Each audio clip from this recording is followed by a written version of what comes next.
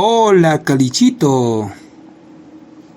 Hoy aprenderemos palabras que se deben usar en el área de comunicación. Parte 1. Comunicación en quechua sureño se dice Llapan Willanacuy. Empezamos. Achaja o achajala, alfabeto. Achkamanta mañacuy, memorial. Achkayachi, pluralizar. Achkayasja, plural. Acllana, selección. Acta, acta. Aranguay, fábula. Ari nij, afirmación. Ari ni, afirmar. Ariyasja rimay, oración afirmativa. Asechikuj giljasja, texto cómico o comedia. Asechikuj takiy, canto gracioso. Asipayay takiy, canto burlesco. Asllayachiy o pisiyachiy, resumir.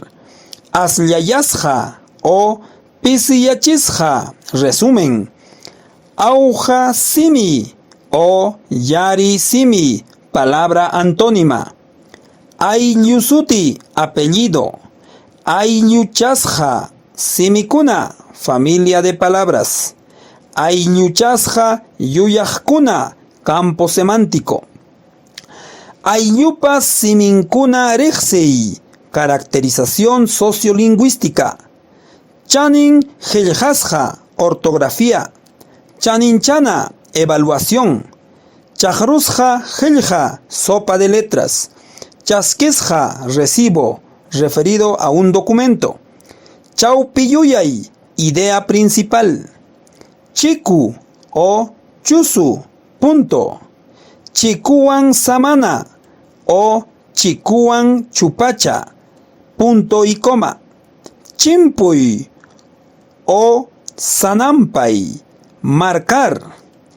Chihap suti o kikin suti, sustantivo o nombre propio.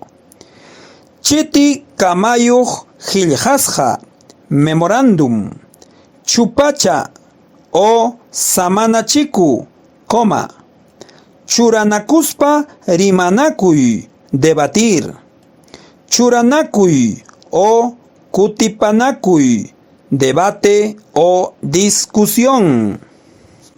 No te copio, solo practico. Chao.